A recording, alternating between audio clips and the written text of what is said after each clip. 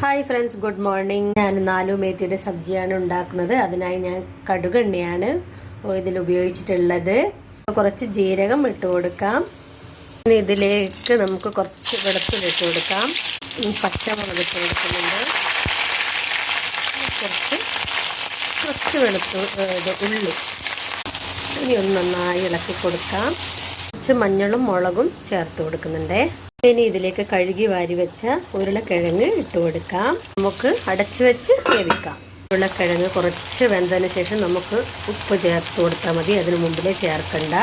ഉരുളക്കിഴങ്ങ് നല്ലപോലെ വെന്ത് റെഡിയായിട്ടുണ്ട്. ഇനി നമുക്കിതിലേക്ക് മേത്തി ലീഫ്, അതായത് ഉലുവയുടെ ഇല ഇട്ട് കൊടുക്കാം. അങ്ങനെ ആലു മേത്തി സബ്ജി റെഡി. ഇതൊരു നോർത്ത് ഇന്ത്യൻ സബ്ജിയാണ്.